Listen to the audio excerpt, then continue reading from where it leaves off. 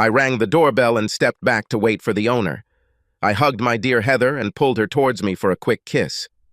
Oh, how I loved this woman. She gave me the happiest 4 years of my life. We were going to celebrate our free evening again with my best friend Doug Beavers. This time we were at his New Year's party at his mansion. I was looking forward to seeing Doug, but I was even more excited to spend the evening and night with my wife in the new year in style. I was about to ring the bell again when Doug finally opened the door for us. He grinned and very loudly invited us to enter.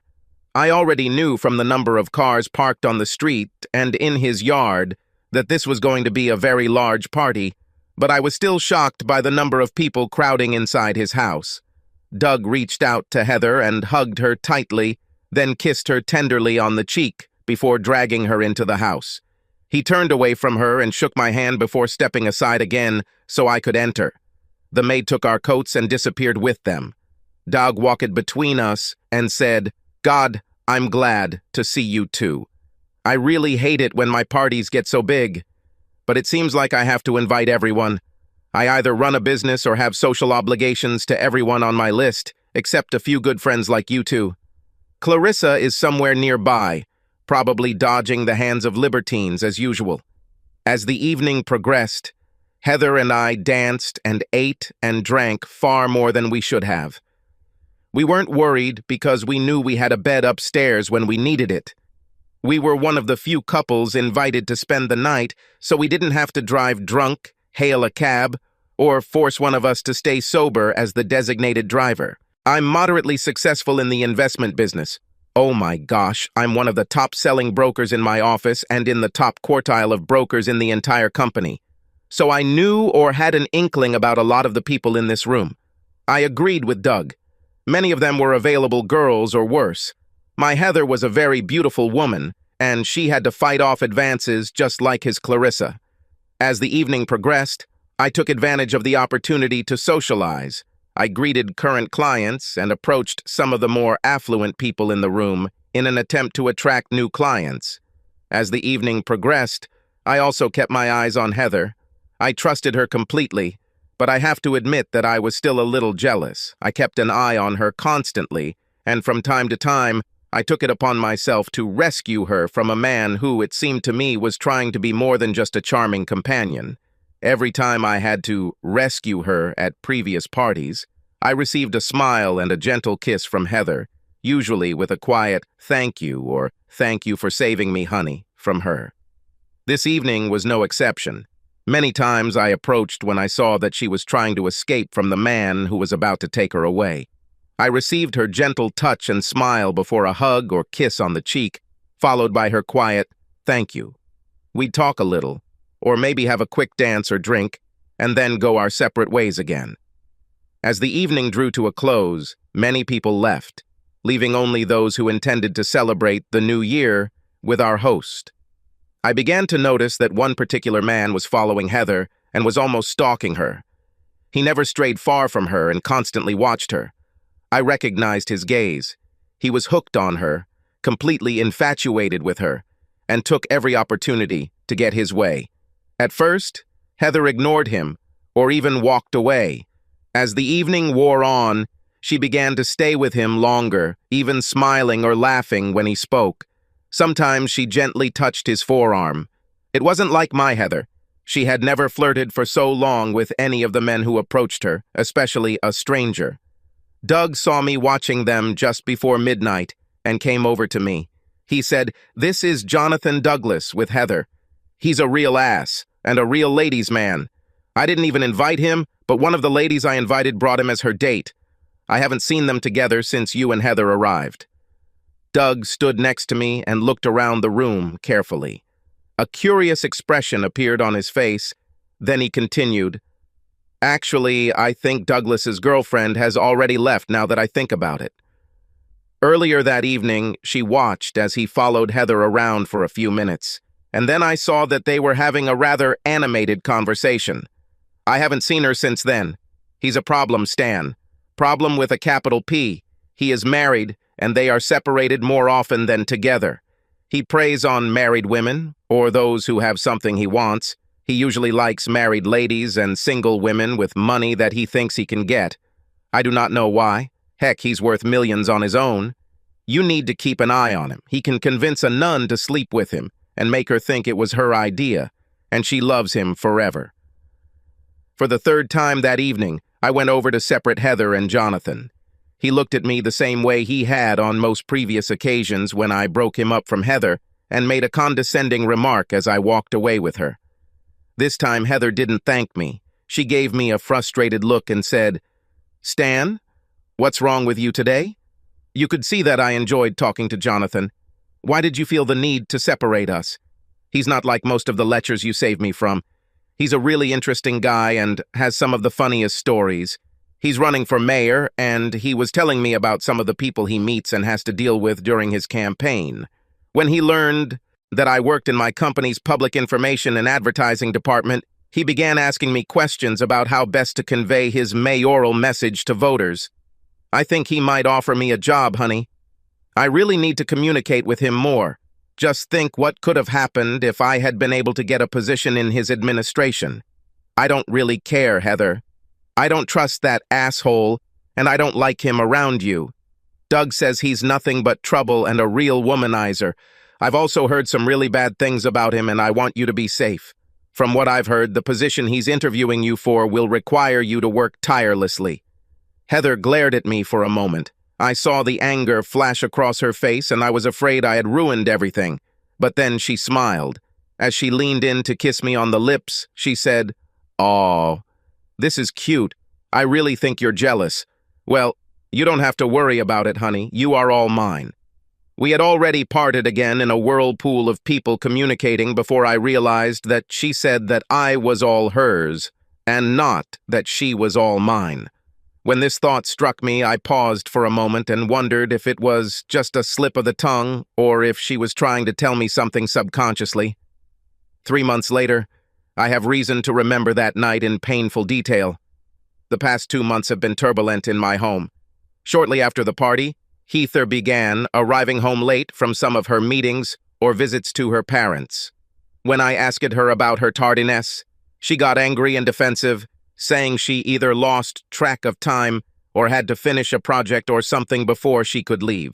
She also started volunteering for the local Republican Party after work, which took up her time. Heather is the leader of her department, and her skills in this area are almost legendary.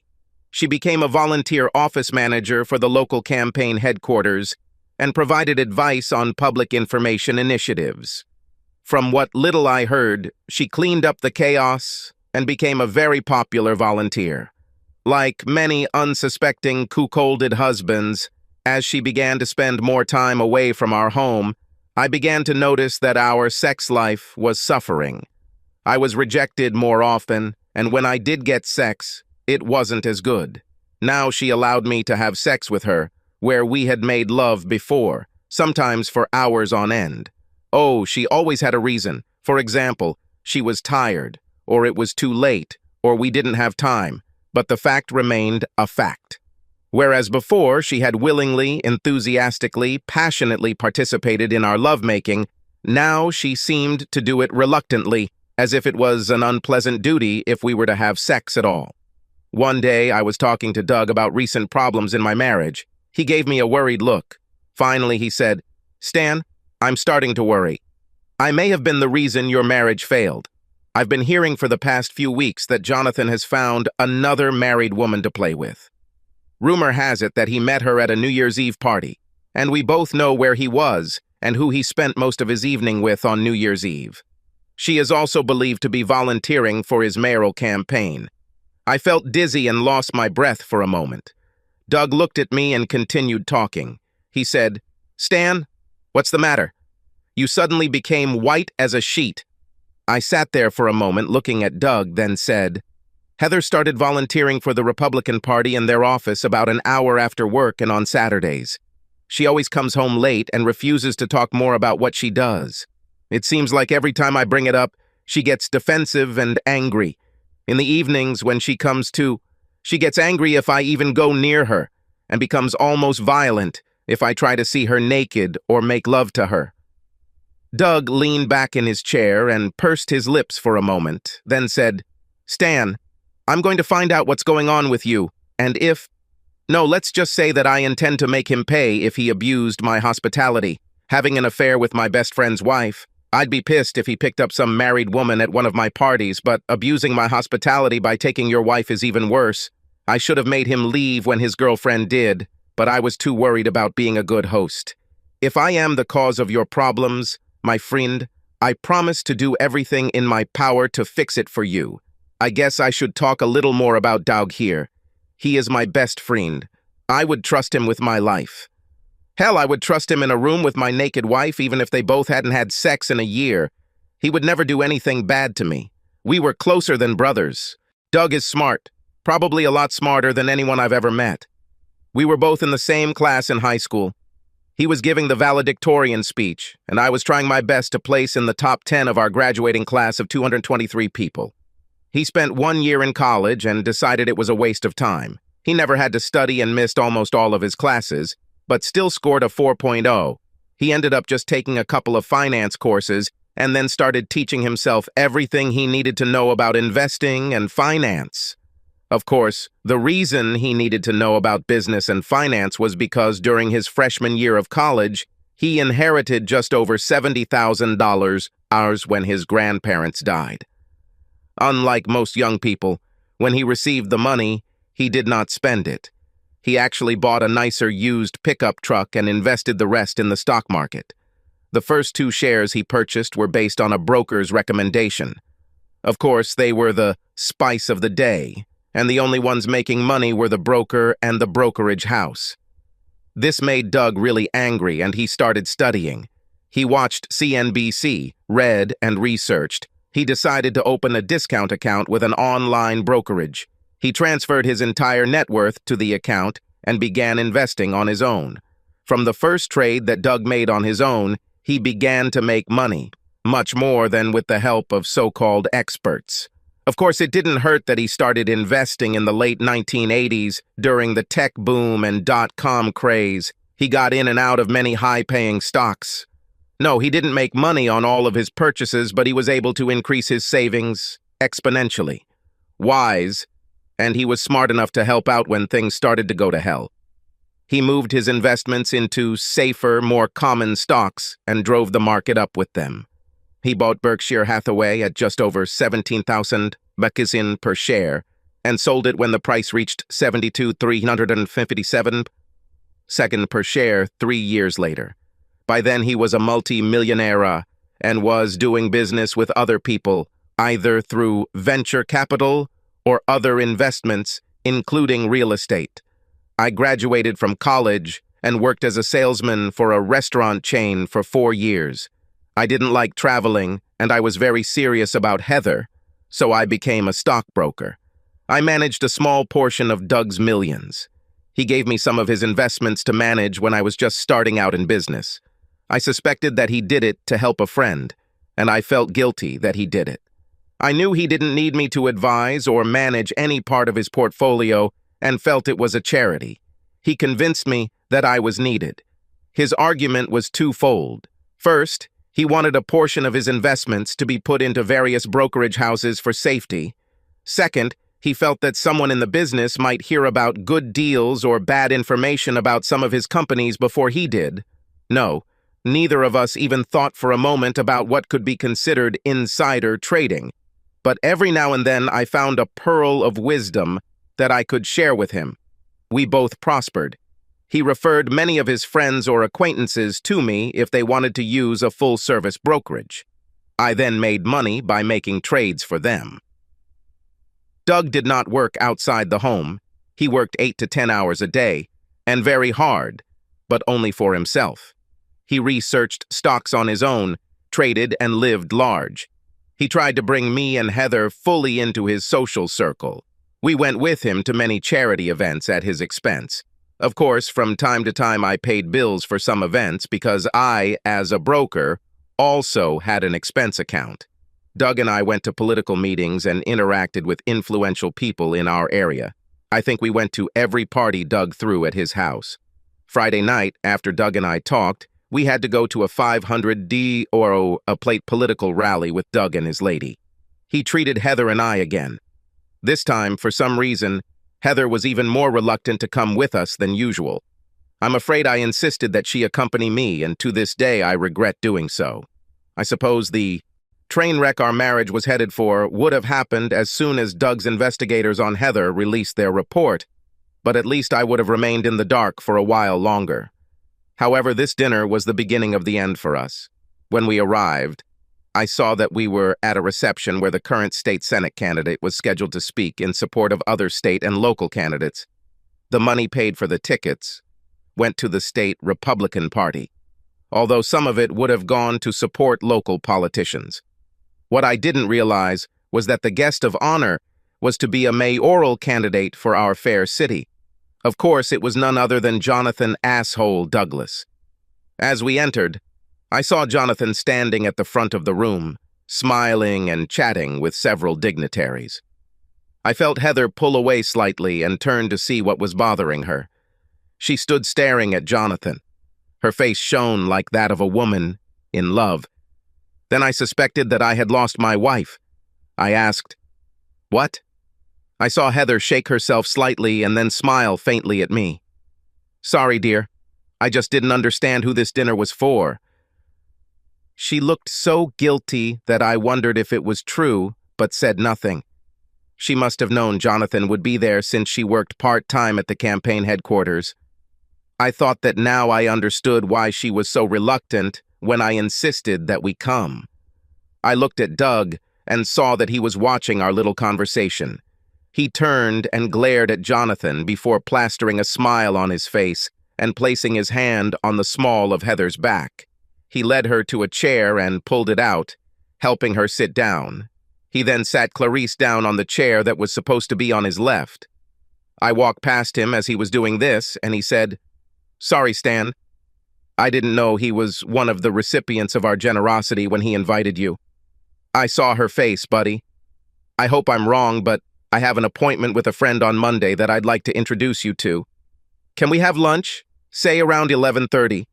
After finishing her meal, Heather excused herself and went to the restroom. I noticed that as she stood up from the table, Jonathan stood up and left the room through the other door. I thought for a moment, then began to get up and follow him. Doug put his hand on my shoulder and said, "No, Stan. It's been taken care of, and if it's her, it's already too late anyway. Just wait until Monday, please." Later that evening, I lost sight of Heather again and went looking for her when I returned from the toilet. I managed to sneak onto the stage and hide behind the curtain. I heard moans and quiet, gentle voices. One of them I immediately recognized as Heather's voice. I felt an instant surge of anger and headed towards the voices. I tripped over the rope and made some noise. I heard Heather whisper, "Oh, someone is coming. I need to get out of here, honey. It won't do any of us any good if we get caught now. See you in the office. I love you." I heard a quick slap, as if she was quickly kissing someone, then quick steps moving away to the other side of the stage. I followed them, but was too late to notice what I assumed was my cheating wife and Jonathan. I was slowly walking back the way I came when I ran into Doug in the hallway. His face looked like a thundercloud. He grabbed me and made me stop and look at him. He said, "Damn it, Stan. I told you to leave it as is. My people need to gather information for you before you do something stupid. If she really is cheating on you, and I believe she is, we need information, evidence, so we can plan and carry out proper revenge on this asshole, and so you can get the best deal in your divorce, if that's what you want. The way you try to do this, the only thing you'll achieve is getting screwed by the legal system." After he calmed me down a little, Doug continued, "I saw them hurrying down the other corridor from here. They stopped at the door to the classroom and she looked around, trying to find you. When she didn't see you, she got scared and told him that she thought you were wandering around trying to find them. Now you have a suspicious traitor on your hands, and it will be more difficult to get the goods from her. When we got back to the table, we acted it out. We made sure Heather and a few others saw us laughing and passing the pocket flask to each other. Heather glared at me as I took my seat next to her and asked where we were. Around this time, Clarice walked up to Doug and hugged him. She smiled at us and said, "Okay, you two. Next time I catch you sneaking out to your car to get a drink, I'll either go with you or turn you into the police. Now let me take a sip from this flask." We watched as Heather relaxed a little. Then she turned to Clarissa and asked, "Oh my God. So what were these two doing? I wondered where they were when I couldn't find them." Clarissa laughed and said, "Oh yes.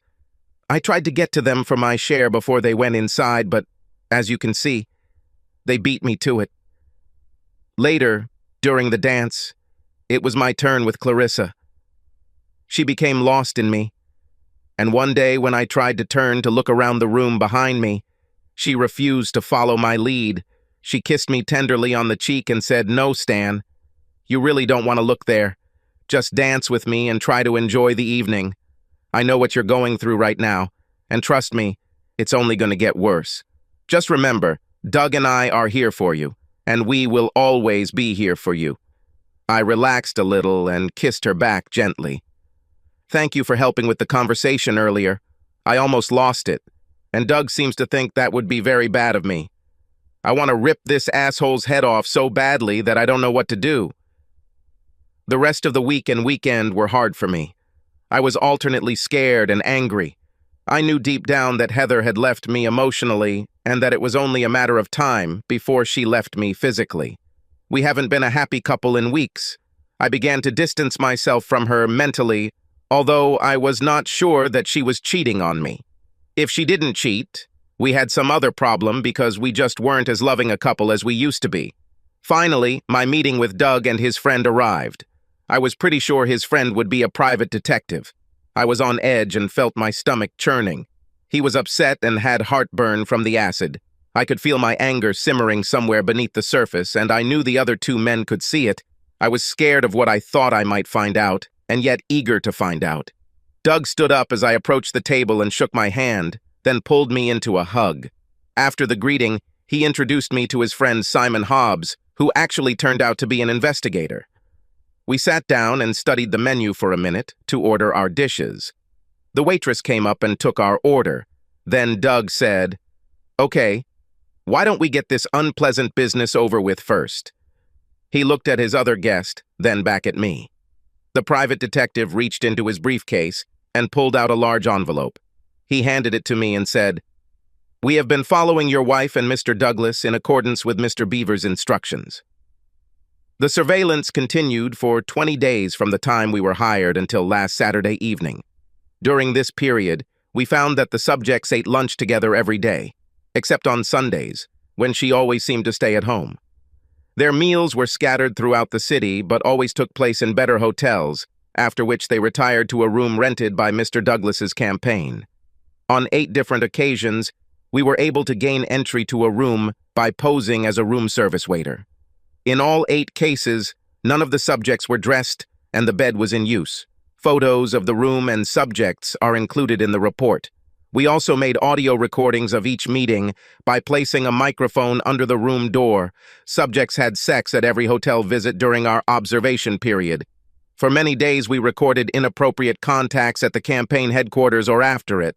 In fact, we have photographs of the subjects engaging in sexual acts 3 times at campaign headquarters and once while they were attending a party at a local bar with some of Mr. Douglas's friends and supporters.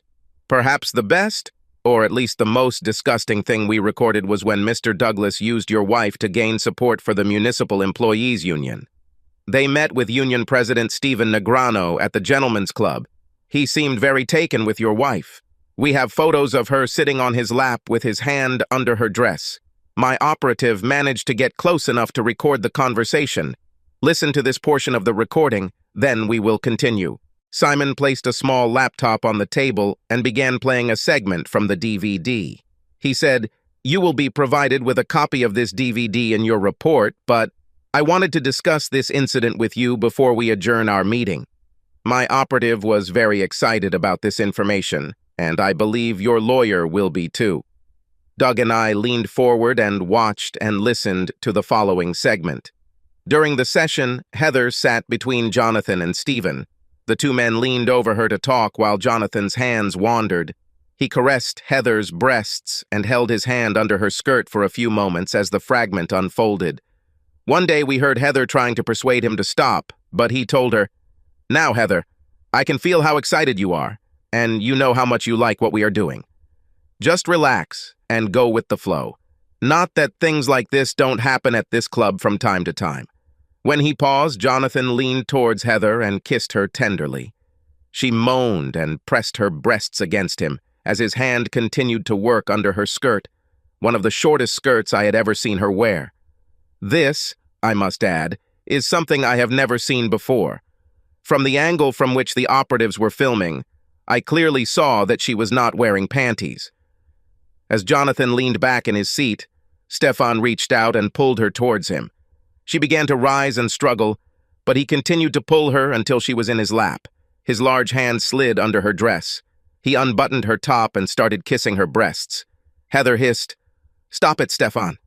Stephen looked at Jonathan and said, "Jonathan, I think you know what you need to do to get union approval. I want to spend the weekend with this lady. If I get this, I'll make sure the union supports your candidacy."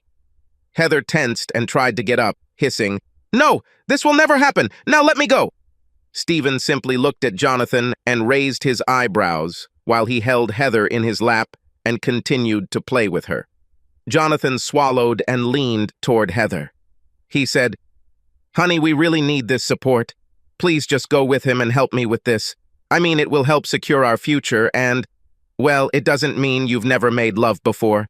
Just tell your asshole husband that you have a meeting this weekend."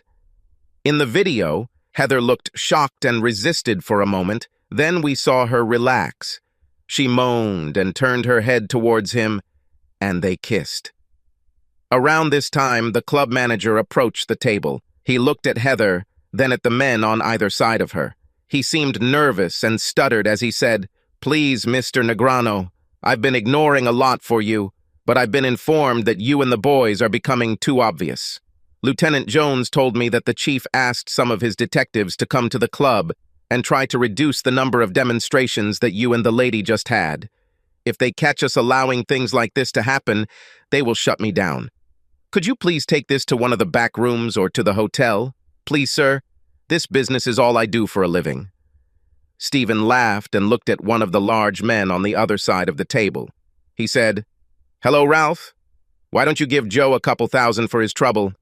The little lady and I are going to Doubletree for the weekend. Prepare everything for me, okay? Frame it as a meeting of union leaders, as we usually do." I felt myself getting more and more upset and started to get up. I growled, "That lying bitch." She wasn't there last weekend. She called me on Friday evening to say that she had been assigned a disaster relief project for her employer and was flying to San Francisco. Doug and Simon grabbed me and sat me back down in my seat. Simon said, "Please wait, sir. I want to fast forward and show you one more clip, and then we'll just let you read the report for yourself. We have some ideas on this that I wanted to talk to you about, but I thought you might want to watch the DVD before we talk about them." Now, my operative stopped filming in the club and called for reinforcements. My operatives managed to get ahead of Stanley at Doubletree. After his goons checked him in, he and Heather went into a bar for a couple drinks. My operatives followed the thugs in the hotel uniform we had purchased into the room. When they opened the door, my men followed them. After the thugs finished inspecting the room, my men began to adjust the pillows, flowers, and other decorations. Simon smiled and continued, "The senior manager even sent his assistant downstairs to get fresh flowers and more champagne so that they would have an excuse to wander around the room longer. We were able to place several cameras and microphones in the main room and 2 bedrooms. By the time your wife and Stanley returned to the room, they were both drunk. The cameras recorded these shots, among others. Simon started playing DVDs on his small computer again. Heather and Stanley entered the room and closed the door. Stanley leaned over and kissed her. Then with a roar, he literally tore her blouse apart. The buttons came off and scattered in all directions. He pulled it off her shoulders as Heather lowered her skirt. After her skirt fell into a heap at her feet, she shrugged and let what was left of her blouse fall next to her. I already knew from the photos taken at the club that she wasn't wearing any underwear, so now she was essentially naked. She stepped and kicked off her shoes, then took Stephen's hand and, giggling, pulled him into the largest bedroom and towards the king-sized bed. Heather undressed Stephen and pushed him back onto the bed. After several minutes of video, we saw another male figure enter the frame. Stephen looked at him and smiled. The second man we could now see was the director of city services. On records, Heather was shown having sex with 2 men. After that, Simon turned off his computer.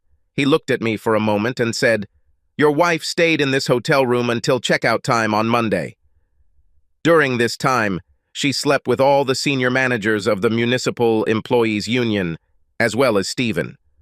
We've heard plans to use union money and paid union workers to support Jonathan's mayoral bid." Late Saturday evening, Jonathan visited the room. He, the director, and Stephen had sex with Heather most of the night.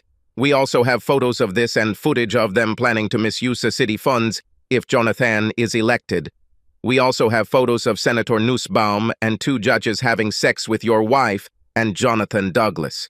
Records show he also traded her sexual favors for their approval.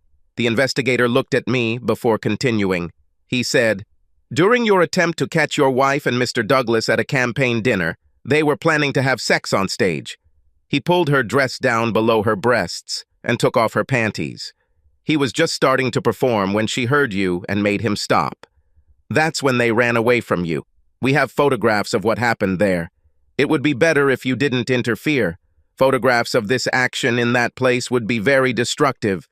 We were going to take pictures with the crowd visible in the background. At least you didn't get caught and cause a scene that would further undermine your efforts to end things on a positive note for you. We have provided you with a copy of the entire file, sir, and will provide it to your lawyer if you wish. Our investigative fees cover any local court testimony if necessary. I would, however, recommend that we continue to monitor for possible criminal prosecution. I know the police are usually responsible for this, but if we give them and the FBI some documents about misuse of campaign funds and conspiracy, they will take our charges more seriously. Plus, if you file for divorce and your wife ends up in jail, you'll get a better settlement." Even knowing this was coming, I have to admit I was upset and shocked. I could not believe the depth of depravity and disrespect my wife exhibited while she was under surveillance. The document showed that she felt she was in love with Jonathan. They were actively discussing how and when she would leave me. She was ranting about the position she was promised in Jonathan's administration if he was elected mayor. Perhaps what shocked me the most was her willingness to spend a weekend at Doubletree and the sexual acts she performed there for her lover and his friends. Some of the sexual things Heather did with Jonathan were things she absolutely refused to do to me or for me. On many occasions, she even initiated sex later on the weekend and in their private sessions. I always knew that Heather was driven to succeed in her career and admired powerful people, but I just couldn't believe all the things she was willing to do to get ahead. I felt almost physically ill.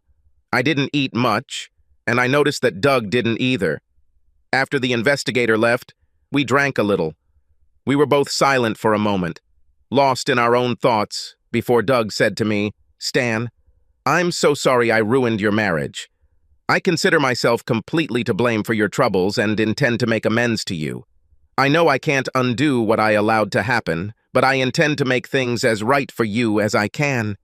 I'll find you a good lawyer for your divorce. I will give you any other support you need until you are as close to who you were before as possible." I moved away from the table and looked at Doug. I said, "Well, start looking for this lawyer." I was almost ready to give her an ultimatum. Either she will stop acting like this, or we will get divorced before I know for sure about her cheating. Now I will never leave this bitch.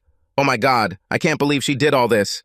I wonder when she changed, or if I just never knew what kind of woman she really was. As for the other thing, you know as well as I do that Heather's betrayal was not your fault. And because of this, you don't owe me anything. On Thursday, Doug called me and said, "Hello, my friend. I found you a real shark as a lawyer. She hates cheaters with a passion and always takes the side of the innocent in divorce proceedings. She truly hates public figures and businessmen who use their status and position to influence women. If you act correctly, you can not only dump Heather and keep most of your assets, but you can also get your piece of meat from Jonathan. Doug gave me the name and phone number of a lawyer he recommended. I called her later that day to set up an appointment for a consultation. When I told her assistant who I was, she said they were expecting my call. She also said that they had penciled in an appointment for the next morning at 9 a.m. if I could make it. I agreed to a meeting time and received a list of things I needed to take with me, information that I should have with me for the first meeting. When I arrived the next morning, I was immediately shown to the office. I was impressed with my new lawyer, and we quickly began a friendly discussion about my wishes regarding my upcoming divorce proceedings. I told my new lawyer, Sally, I want to dissolve this marriage with all property. I know I probably won't get it, but it's what I want. I want to sue this wife-stealing bastard for everything we can. I want to deprive him of the opportunity to participate in the mayoral elections and leave him penniless. Sally smiled and leaned back in her chair. She rocked it slightly from side to side, thinking. Finally, she smiled and asked, "Do you really want to do this? Or do you want to rape him financially? Will it cost him the election and his good name, as well as send him to prison? We can almost certainly get him some jail time if we do this right. I've already looked at parts of the detective's report and it's good. Sorry, I know how bad this is for you and your marriage, but the information contained in it is so terrible that we could crucify most of the major players in this little mess. In fact, I am required to turn over the investigator's report to the authorities because they violated several federal laws.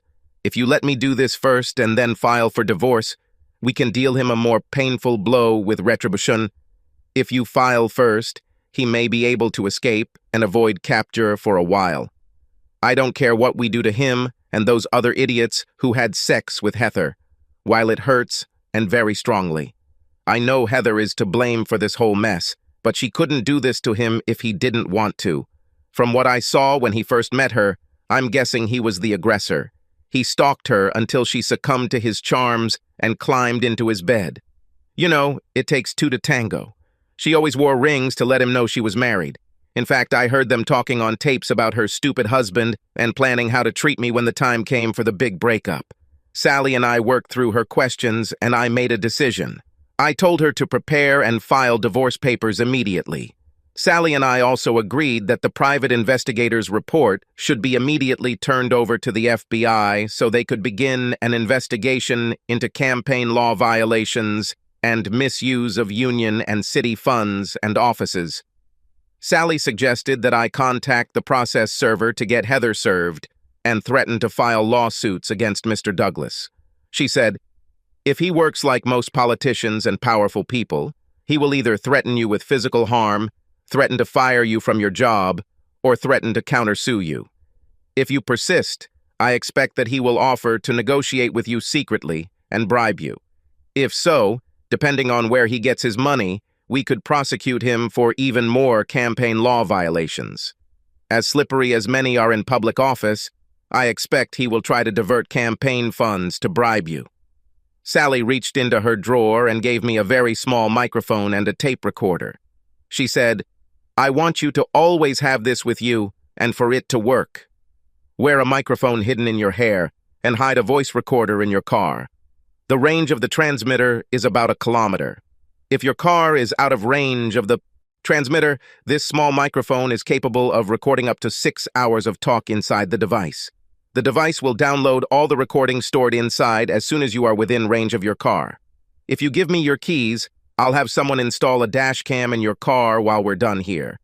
I also suggest that you either rehire a private investigator or allow me to hire one for you to continue surveillance of your wife and Mr. Douglas. I have heard rumors that Mrs. Malone is not the first wife he has seduced, and when he was caught, he tried illegal means to solve the problem. If we have a plan and suggestions on tape, this time we can really hurt him and your wife. I smiled and said, the private detective gave the same recommendation. I still have it on deposit. The next Thursday morning, Sally called me and said, Mr. Malone, we are ready to file for divorce and serve your wife. Do you still want to follow our plan to attend her service and provide feedback? Oh, yeah. At least I can get a little pleasure out of being there. I also thought about the service. Don't you think it would be a good idea to serve her this Friday night at campaign headquarters? Sally was silent for a moment, then said, "No, Stan. I'm afraid I think that would be a very bad idea. If you serve her there and make the comments you plan to make, all employees, companies, those in the office will either hear you or learn about your threats almost immediately. If this happens, tomorrow it will be written about in all the newspapers, and the good and noble Mr. Douglas will be driven into a corner. He may lose the election, but he will have no incentive to threaten you or try to bribe you. I suggest delaying maintenance until she is either alone or with him alone." "Okay, I think I understand your point. Why don't we just follow them and see if they go somewhere alone tomorrow night? Usually on Fridays, Heather doesn't get home until almost midnight. I think the private investigator's report said that they usually spent some time alone in a hotel room on Friday night, usually the same one they used on Friday at noon. Couldn't we just give them room service and maybe catch them red-handed?" Sally agreed to hire a process server and break up their hotel room date on Friday night. When I entered my office, 2 men in suits were waiting for me. They introduced themselves and said they wanted to discuss how I was managing some funds for their widowed mother. I smiled and invited them into my office. After I closed the door, they came up to me and showed me their ID cards. They were from the FBI and wanted to discuss my interest in Jonathan. They worked on the case based on the materials my lawyer had already forwarded. When these 2 gentlemen learned that I was going to use the process server and tape the procedure, they also asked me to wear one of their devices to record the conversation. This request bothered me because I wondered how it would affect my plans to make some shady money off of Jonathan. My winnings, if you will. I couldn't think of a good reason to refuse them, so I agreed to put on their wire too. That evening, we all followed the 2 forgetful lovebirds from the campaign headquarters to the hotel. They left the headquarters at 7 in the evening and were in the room by 7:30. There were so many of us that it looked like a column. I was actually afraid that we would be identified. After they got to the hotel, we gave them almost an hour. I had the foresight to take my camera with me to see if I could record this period of time for posterity. I'm not usually interested in home movies, but in this case, I made an exception. We were just about to knock on the door when we received a gift from God. We heard the elevator door open, and the room service waiter came out, pushing a cart loaded with dishes. He walked up to the room and looked at us questioningly. I smiled and pointed to the door, then said, "Come in, be our guest." We had no idea that we would interrupt Mr. Douglas's dinner. "We'll just be back in a minute." The waiter smiled and said, "Okay, no problem." He knocked on the door, and when the idiot asked who it was, he said, "Room service." The door opened, and our friendly waiter entered the room. The process server and I stood out of sight and waited for the waiter to leave. When he opened the door to leave, I moved closer to prevent it from closing. Then the process server and I quietly entered the room. We stood in the doorway for a while, out of sight of the 2 traders. We waited until Jonathan and Heather started eating dinner before we fully entered the room and noticed them. I was a little ahead when we entered the room. I was shocked, appalled, and heartbroken by what I saw. I know I shouldn't have done this since I saw the detective's report, but I was. There's something special about watching a recording of something and seeing it in real life. Heather and Jonathan were naked. They sat at the table and food was laid out in front of them. They ordered some appetizers and some dessert, as well as a bottle of wine. Heather sat on Jonathan's lap with her back to him. While they cooed and fed each other from plates, at the same time they had sex. Judging by the expression on their faces, they were in 7th heaven. From time to time, Heather turned her head over her shoulder and kissed Jonathan tenderly. I started filming as we turned the corner. Finally, I nodded to the process server, and he entered the room. He asked, "Are you Jonathan Douglas and Heather Malone?"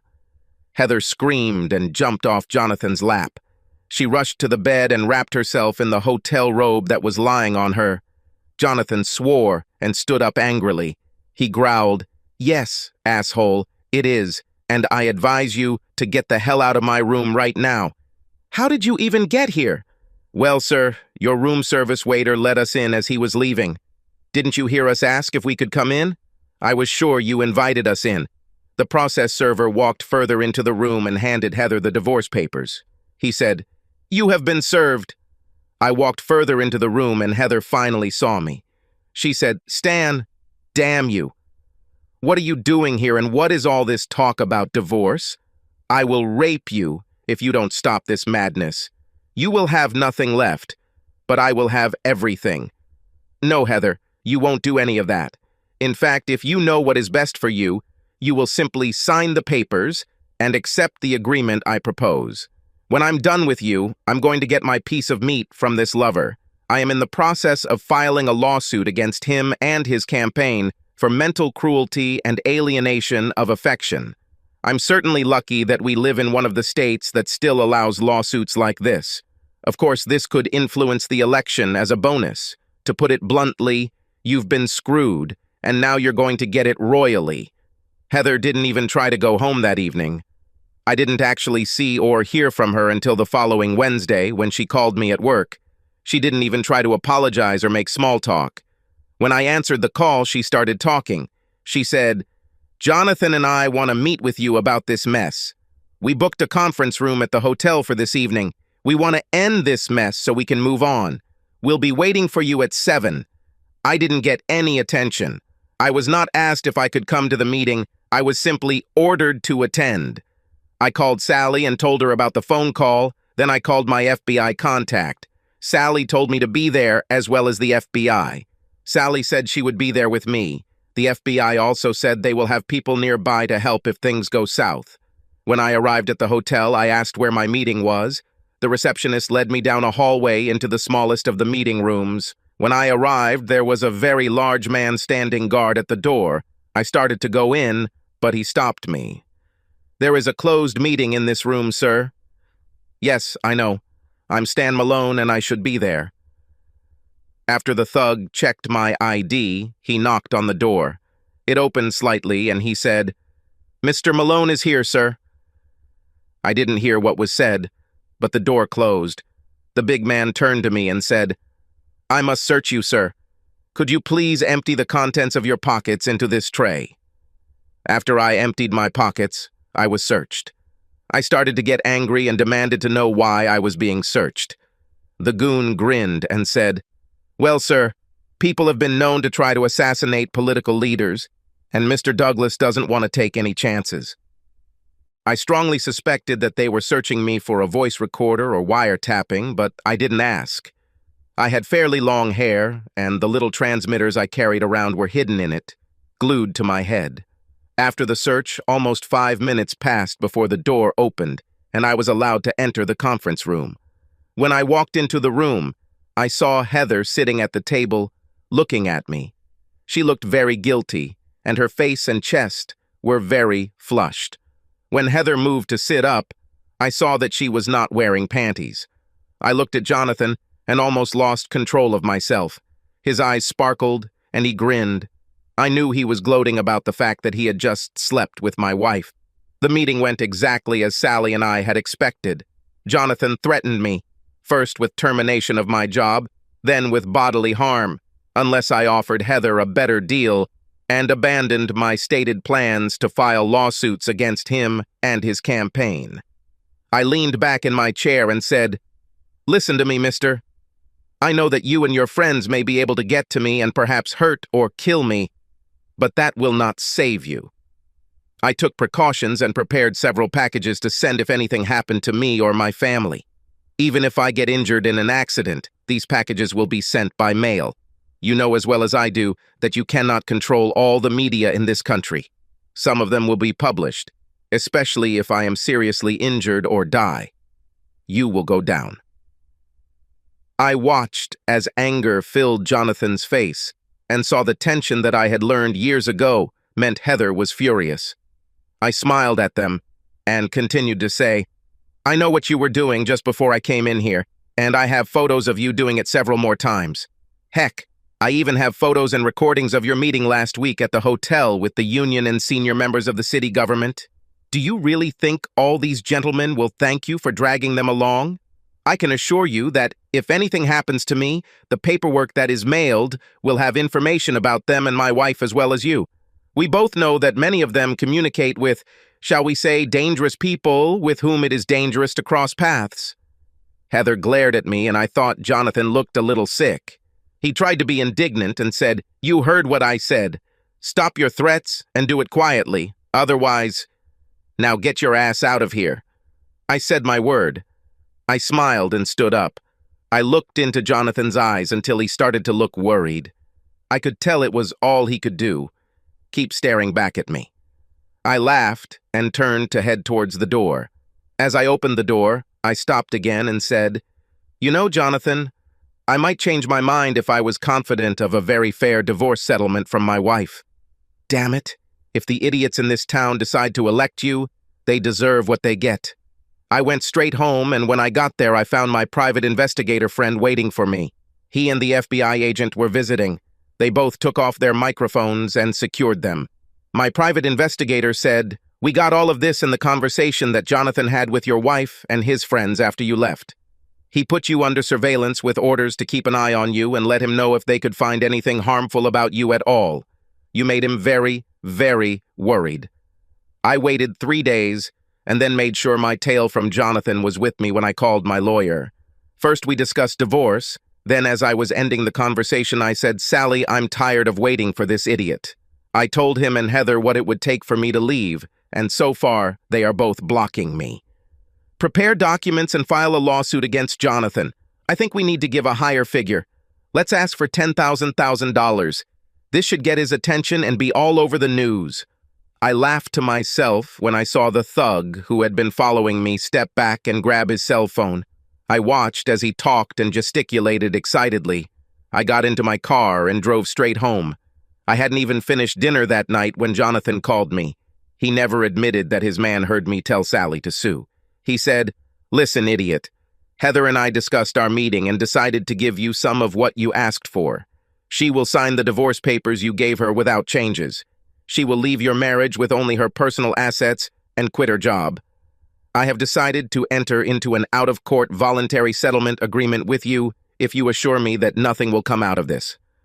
Well, asshole, all I can do about this is promise you that I won't be the one to let things slide. Naturally, I cannot promise that no one will let the cat out of the bag. I mean, right now, there are probably hundreds of people who know that you're sleeping with my wife. Okay, here's the thing. You sign a non-disclosure agreement, and I will transfer $1 million into your account, no questions asked. Heather turns over the divorce papers, signed in agreement with your proposed agreement. I laughed and said, "Damn it, this is a small thing. I just instructed my lawyer to file a claim for $10 million in damages. I know I probably won't get it, but you need to make way more than $1 million before I drop the claim. Heck, I can make over $1 million in book and movie rights if I sell this story." Good. I think I can offer a little more, but not much. How about $1.7 million? I think I can do without unnecessary words. I'll figure out some way to show that it was spent on the campaign, but this is my main suggestion. Okay, but we need to move on. I won't tell my lawyer to stop her until I see the money in my bank account. Here are the secret account numbers in the Cayman Islands. I didn't tell him that I opened an account in his name and used his mailing address. I was hoping that federal investigators would find this and trace the money from his campaign to the bank. Of course, I planned to transfer the money on the day it arrived so that it could not be returned. Later that evening, I heard my doorbell ring. When I got there, I saw the same man who was guarding the door during my meeting with Jonathan and Heather. He looked at me and handed me a clipboard with a one-page legal document. He said, "Mr. Douglas told me to bring this to you for your signature." I read the document, then looked at it. I said, "I think everything is fine, but before I sign, I need to discuss this with my lawyer." "Well, I shouldn't leave without this." I sighed and closed the door in his face. I went to my office and called Sally. When I explained the problem, she agreed to come to my home and review the document. It took her almost an hour to get there, but after she read the document, she smiled and told me to sign it. 3 days later, I discovered that the Cayman Islands account balance was $1,700,000. That same day, my lawyer called me and told me that Heather had returned the signed divorce agreement and it had been filed with the court. Since the divorce was uncontested, it would become final within 30 days. I already transferred the money from the Cayman account in case this asshole tries to get it back.